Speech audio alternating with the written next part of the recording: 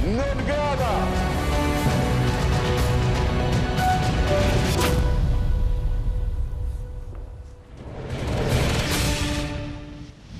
Rikthehemi së bashku në transmetim tashmë me Virtual Wars për të parë se çfarë po diskutohet në botën virtuale.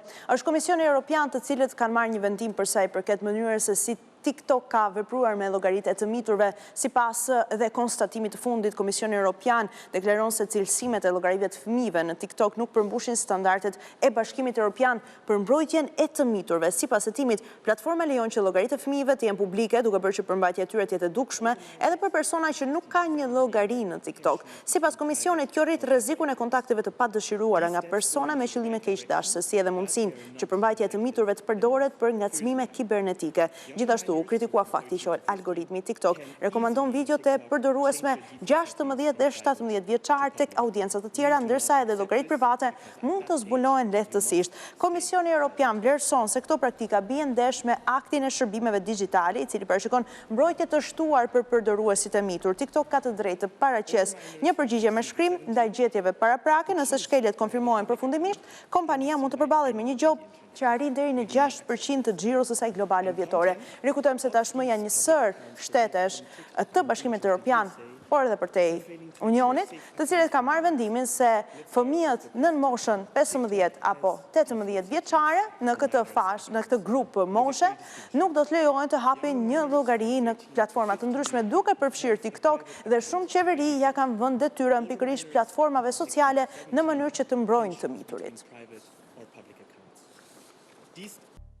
Le të flasim pak për mos pëlqimin e jashtëzakonshëm që njeriu më i pasur i botës, Elon Musk, ka për filmin që është aktualisht më i pari dhe më fitimprurësi në botë, The Odyssey. Elon Musk, që përpara se të publikojë filmin në kinemat të gjithë botës, deklaroi në fakt se ishte totalisht i tmerrshëm për faktin se Christopher Nolan, regjizori së bashku me drejtuesin e kastit, përzgjodhen një aktore me ngjyrë në rolin e Helenës së Trojës, Lupita Nyong'o, dhe gjithashtu një aktor transinor në rolin e Sinon, duke deklaruar se në fakt Christopher Nolan e ka mendjen që të marrë çmime prestigjioze dhe e ka humbur totalisht integritetin e tij. Por tashmë Elon Musk me postimin e tij të fundit në rrjetet sociale ka shkuar përtej, duke deklaruar se software-i i inteligjencës artificiale Grok Imagine do të realizojë filmin e radhës të Odysseus përpara se ky vit 2026 të përfundojë dhe do të jetë historikisht i saktë dhe besnik ndaj artit të Homerit, ku është bazuar pikërisht edhe Odiseja.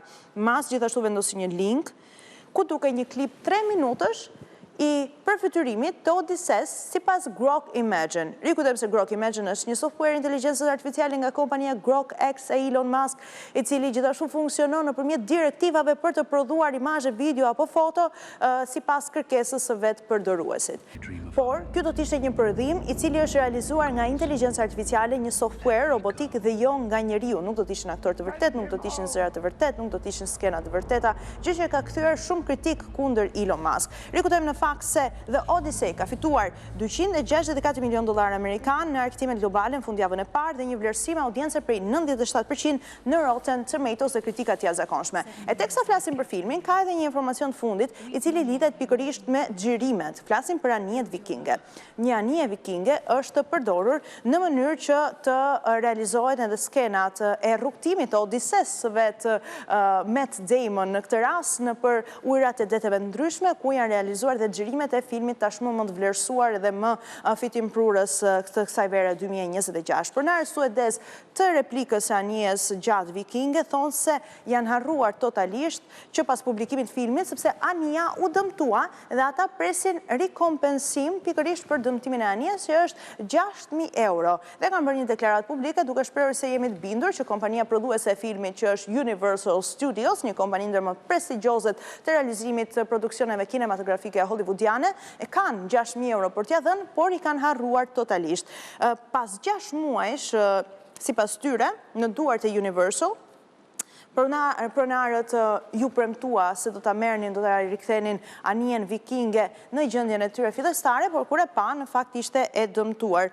Është një qendër jo fitimprurëse në Suedin perëndimore, të cilët kanë thënë se kur e faturoi Universal materialet e përdorura për të riparuar anijen e tyre, ata nuk kërkuan pagesë për punën e tyre vullnetare, nuk mbërriti asnjë pagesë.